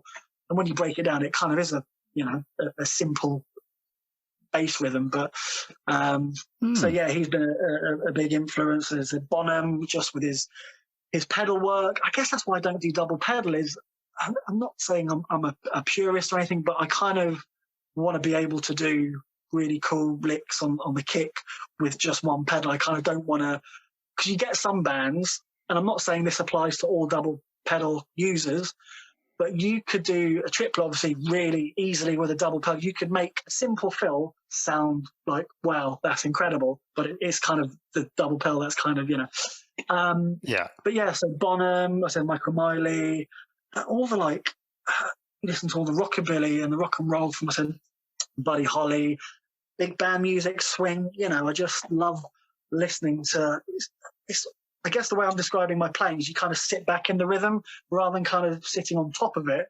You let all the other instruments kind of do their thing, and you're sitting back, kind of driving the music. You're not taking away from all the other instruments. You're complementing it, but you're not kind of overdoing it. You're drumming for the song. Absolutely, yeah, and that's that's the perfect way to describe it. You are drumming for the song. You're not drumming for you. You're not, you're drumming for the song. So, but yeah, like I said, Slayer. I just love Lombardo. I love. I've forgotten the Mastodon drummer's name, but is it Brand Daler? But yeah, he's great. Yeah, Ringo Starr. Everyone says, he's not even the best drummer in the Beatles, but I think he was great. I think he was the best drummer in the Beatles. You watch, I don't know if you watched the latest, documentary on Netflix, but there's loads of videos where you watch how Ringo plays. It's actually almost like a metal drum. He's really hitting them hard. Yeah. Because they didn't have stage monitors and everything like that. He had to play loud to kind of keep everyone in time. That was kind of the reason why he played like he did. Some of the ways he played, Sgt. Pepper's Lonely Hearts Club, listen to his drumming on that. Phenomenal, Absolutely amazing. And I never understood why there was always this thing about Ringo Starr not being a great drummer, because everything I've heard, I didn't get into the Beatles till I was mid-20s. I don't know how I didn't, but I was like, what? This music's incredible. This drumming is incredible. It's really interesting. Every song is not every song, but there's loads of songs with completely unique kind of grooves on that I've never heard before. And this guy's just made them up, and he's got his own kind of style with the way he does fills. And even the other day on one of the new songs we were recording in the studio, I was like, I think my brother suggested, why don't you try a Ringo fill? It's he's even got his own kind of way of describing it, a feel, like a Ringo feel fill. So I was like, yeah, let's do that. But yeah, I have do you mean the Get Back documentary? Is that what you mean? Yeah, that's it, yeah. On Disney, yeah. I watched it all over Christmas. It was amazing. So anyone who's got 8 hours to spare, go and watch that. But it is amazing. Whether you're a Beatles fan or not, I think you can appreciate how music is made and created, and just how amazing the Beatles were back then, before all this other music that we've been talking about existed. They were doing this, in the 60s. Incredible, really. Even Keith Moon, live, you watch him, he's an absolute animal, and obviously a lot of his escapades. But you just watch the way he plays. Again, he's just so unique. His fills, the way and this thing Dave, I remember, said when I did my first gig with Hazard County, is rather than kind of sitting down and back, I kind of lean over, so almost lean forwards with the drums behind me. And I don't know if that's just naturally how I've always drummed, but just kind of, I think Dave would say, sort of a lead drummer, as much as you kind of, you sit back, drum for the song, you kind of, you drive the song, you kind of obviously make certain bits stand out when they need to. So, But the way Moon plays is just incredible. Even Charlie Watts, from the Stones, he's a fantastic drummer. I'd say simple in a way, but just, occasionally you just hear a fill and think, oh God, you just don't expect to hear that, and you listen to Gimme Shelter, it's one of my favourite Stone songs. I mean, what can you say? I love the way he drums on it. it's subtle, but it just complements the song perfectly. Yeah, it makes people tap their feet, want to dance, nod their head, and that's kind of the role in that kind of style of music as well. The kind of the dance I know it's not dance music, but it makes people want know to what you dance to it. You know what I mean? Rock and roll kind of rock music. But no, cool. I think we've got a few similar influences there. I don't know so much about the kind of the metal busy drummers that you mentioned, so I know of the names more than I know of their work. I know some of the Mastodon stuff, but I can't say I've ever listened to Periphery. But so many drummers rave about that band, so I need to go and check them out. But you need to check out a band called Tesseract, who, again, similar sort of genre, the gent metal. They're great. Tesseract. Check out a Dutch band called Textures, quite shouty. I do like shouty music. They're phenomenal. Again, the drumming's brilliant. And one of my favourite bands who split up recently, a band called Every Time I Die. I don't know if you heard of them. Oh, yeah, of course. Yeah, I know that band. Yeah. They sort of split up recently. But yeah, again, his drumming, their drumming style. So much aggression, again, energy. It suits the music. But again, just you hear some fills just out of nowhere. You think, where did that come from? Just completely unplanned. But I don't know where I was going with that, but no, I'll check them out. Yeah, I'll check them out. Remind me on Messenger. I'll go and check them out. Yeah, I'll send you. Great. So now, before we get to the end, I've got my slightly revamped quickfire round. So some questions you've got to answer as quick as possible, so our listeners get to know you. I'll tell you the Lemmy story afterwards as well, because I know Dave will be very disappointed if I don't. I was gonna ask about the Lemmy story. Let's do the quickfire, then the Lemmy story, because I know there's a lot of people who listen to this who like Lemmy and Motorhead. So, right, quickfire round. Favorite food?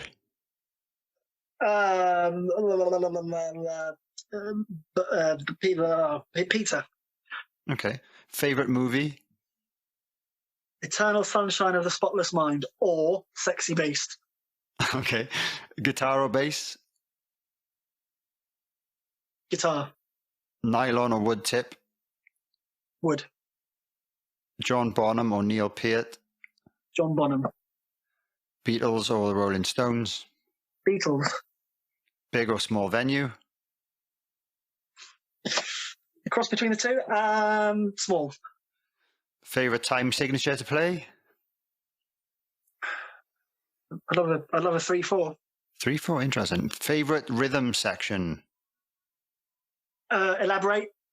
Well, like a drummer and bass player, like who are in a band together. Like, have you got a particular favorite rhythm section? Michael Miley and I forget the name of the bass player in Rival Sons, but those two. They are good, actually. I don't know his name either. Sorry, whoever you are. You are very good, very talented. Name an underrated band. Underrated band, apart from us. We've talked about you enough. There's literally so many out there. You kind of forget who's where. Anyone you recommend, like any local bands or anyone that needs a bit of exposure? You play with us quite a few times, and they're just brilliant. Is a band called Trouble County. They're sort of Portsmouth-ish based, I think. Again, 3-piece. And yeah, they play kind of hard fuzz, grungy blues. I know they did a gig with the Von Hertzen brothers at the Wedgwood Rooms a while ago. But they're great, really smashing lads. Again, very talented musicians. But I'd say, yeah, go check them out. They're, really, really, really good.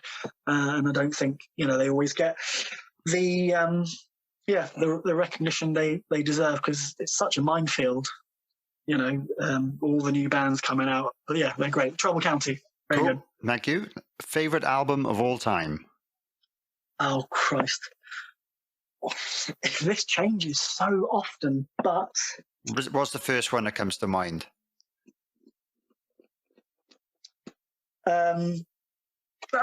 It's gone now. Songs for the Deaf, Queens of the Stone Age. Cool. Favorite drummer Possibly of all? Quite cliche, but it's just such a good record. It is amazing. It is amazing.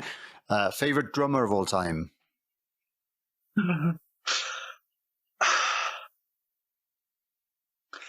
I've got to say Michael Miley. Cool. Michael Miley, please come on the show one day. Yes. That would be nice. That would be good. That would be great. Okay. Lemmy story, please. So when I was sort of earlier in the conversation, I was saying, you know, we had friends out in the States. Dave went out to the States and he met this guy called Buzzy, who was in a band called Laidlaw, and they toured with like Van Halen and ZZ Top. And so basically Dave established a sort of big network of friends over in sort of the States, Long Beach, California to be precise. Buzzy's a good friend of ours, has a studio over there called Buzz Tone Studios, and he's put some guitar on the new record. He's done it on Pantomime Villains, I think. And he's, such a good guitar player. And Trish, his wife, she's laid down vocals on the new record and Pantomime Villains. So, he's got a good network over there. So Dave, obviously, being out in the States, he used to be in a Stones tribute band called Satisfaction out there. And obviously he'd frequent places like the Viper Rooms and the Rainbow Bar and Grill. And famously on the Lemmy documentary, Lemmy did sort of go there quite a lot just to have a drink. A few times. So Dave gave me a story which he wanted me to read out. So apologies for not memorising it, and apologies if I do a bad Lemmy impression, because sometimes I listen, I think he's not from Yorkshire, but so if I do sound like a Yorkshireman, I'm not obviously trying to portray him as a flat cap Yorkshireman. But so this is Dave. So Lemmy said to me at the Rainbow Bar and Grill, just as I was about to pass out after me, him and Kathy being Dave's partner, shared a bottle of Jägermeister. And Lemmy said to Dave, the next Motown album is going to be called Send My Regards to Southampton. And that was just before Dave was about to pass out on the floor from being out drunk by Lemmy, which I think most people did. And Lemmy said to Dave in the Rainbow Bar and Grill, "Hey, Dave, have you married that Kathy yet? Because she sure as shit can do better than you." And Dave said, "Only if you're the best man and you can get Elvis to conduct the service and get a midget porn star to walk us down the aisle." And that was kind of the end of that story, and amongst others. And the end of the conversation. No. There was another occasion, again, Rainbow Bar and Grill, which I have missed, which Dave said another time in the Rainbow Bar and Grill, Nicky D said to me, "Hey, Lem, Ron Jeremy's checking out Dave's missus's ass." So, I mean, I would have loved to have been, I always think I was born in the wrong era, would have loved to sing Zeppelin and Buddy Holly and all. Totally. And, Dave's got, a lot of stories, obviously you hear at the shows. But meeting Lemmy, I would have loved to have done, because just such a character, a great musician, as much as he was, maybe too loud for some people's taste. But very unique. It's kind of like a sort of our connection to Lemmy, through Dave. And obviously Dave's had lots of fond memories of just, Lemmy taking the piss out of him. I think Dave used to be in a band called Stranglehold, which were like a metal band, chests out, leather and studs and this, that and the other. And I think Dave at one point, again, as part of the story, he gave the CD to Lemmy, and Lemmy turns around to Mickey and says, "Hey, Mickey, here's another beer mat." And Dave got really sort of heartbroken, because that's like what back in the day it was one of his bands he was really proud of, and he's saying, my CD is a beer mat, and sort of Lemmy saying, "Oh, that's because you all look like a bunch of girls," I think to be honest, if you get the piss taken out of you by Lemmy, I think you'd be quite happy with that, to be honest. Exactly, that's pretty cool. And I just thought of something funny for the listeners while you mentioned Ron Jeremy. Again, this was in America. I believe House of Blues, LA, perhaps. I was there with my family. Maybe it was a Motorhead gig. I think it probably was a Motorhead. It was definitely a gig. And I was probably 13, 14, early teenager. Didn't know who Ron Jeremy was. And my brother goes, "Oh, you know that guy over there?" I was like, "Yeah."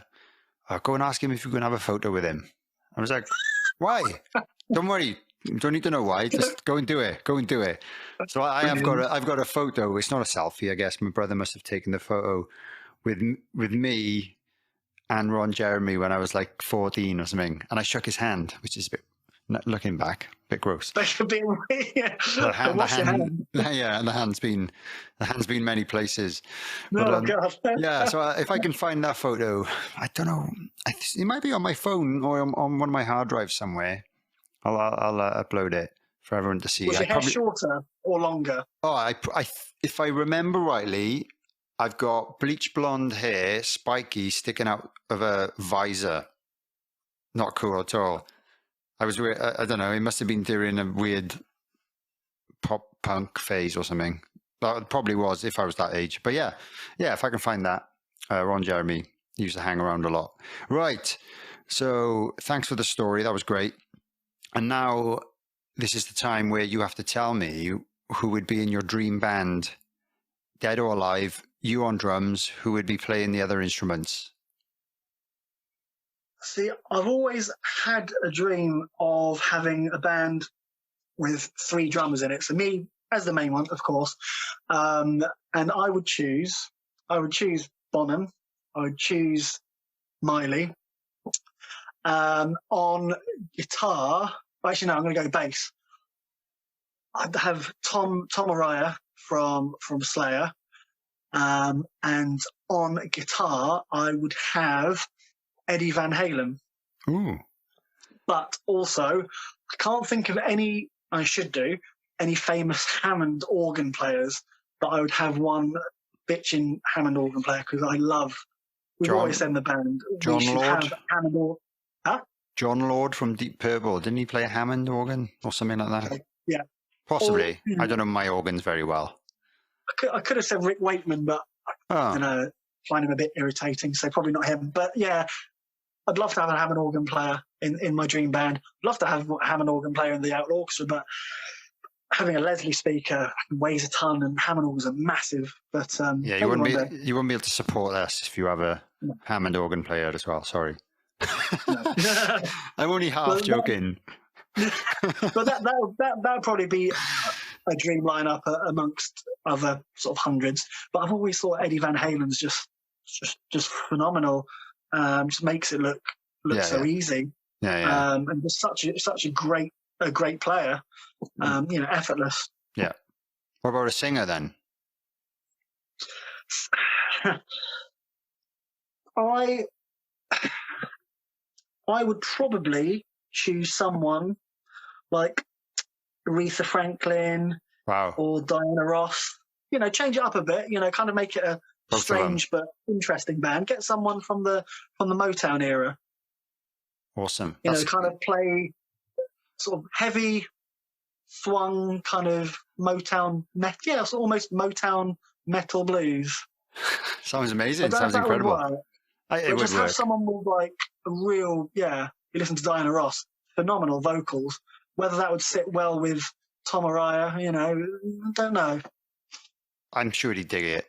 He's probably into his Motown. He probably is. Those guys of that age, you imagine, a lot of them would have grown up on that kind of stuff, or at least had it shoved down their throats, I reckon. They probably like the Spice Girls secretly, but no one will ever tell. I think I like talking about the Spice Girls. I think I remember because I was in school, and I was obviously brought up on rock music. Like everyone else in school wasn't. I was the only kind of rock music guy, and I was probably the only household that didn't have the Spice Girls album. I honestly think that's true. I reckon every other household and family would have someone in the family had the Spice Girls album, but we never had it. Anyway, I might be wrong. Probably not. I think good on you if you didn't have it. Yeah, they got some tunes, man. But no, thanks for doing this today. I've really enjoyed it. It's been really great. We've probably talked more today than we did on the entire tour. We had to be a little bit careful because of the COVID thing, and I know it was nice to chat to each other before the sound check and when we were setting up merch and stuff. But that's the one thing about that tour that we didn't get to hang out as much as we normally would if the times were normal, and we were just being extra careful. And it worked because we got to the end of the tour And I know a lot of other bands that were on tour in at similar times, same month or the month after, where they didn't make it to the end of the tour because someone went down with COVID. So I think we did the right thing. It made it a lot less fun, a lot less social, but in terms of not disappointing the fans and the crowd and having to delay things and postpone things, I think we did the right thing. But thanks for being a part of the tour as well. No, like I said, it was a pleasure, and like I said, there'll be times to have a beer and have more chats. Yeah, give me a shout if you're ever at any festivals that we're at. We're doing loads as well. I couldn't tell you what they're all called, but there's a lot this summer. So fingers crossed it'll all go ahead. And yeah, check out the Outlaw Orchestra. There's loads of stuff on Spotify. If you want to buy the physical CDs, go on the website and buy them directly from the band. It really helps the band more than you think. A lot more than Spotify. And you've probably got. I remember your merch was quite cool. Your t-shirts were pretty cool as well. So help a band out. Dave prints them himself. He's got a screen printing system at home, and he prints all the t-shirts. Amazing, proper DIY. See, that's a proper DIY band. Exactly, proper DIY. I'm all for that. That's great. No, but thanks. Have a great evening, and I'll let you know when we're coming around to your part of the world next time, and you do the same, please. Absolutely. And before I go, because Dave's going to get pissed off with me about the Bill and Ted quote, it's be excellent to each other. So everyone be excellent to each other. And how could I forget? Stay safe. Of course it is. Yeah. No, great. Thanks, everyone. Thanks for listening, and see you next time. Cheers.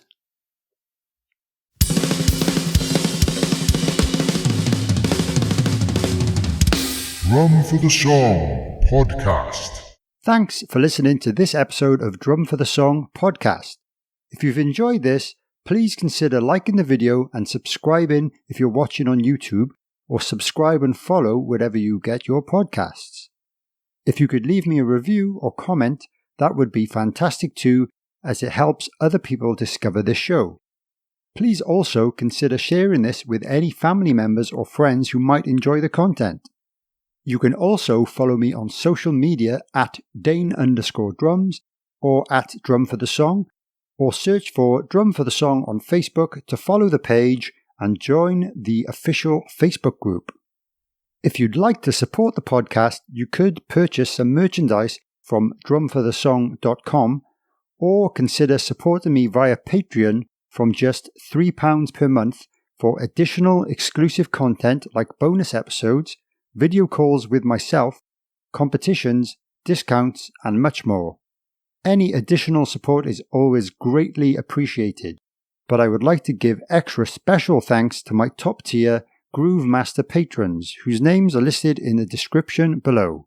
My name is Dane Campbell, and thanks so much for watching or listening this far. If you're a drummer, don't forget to drum for the song!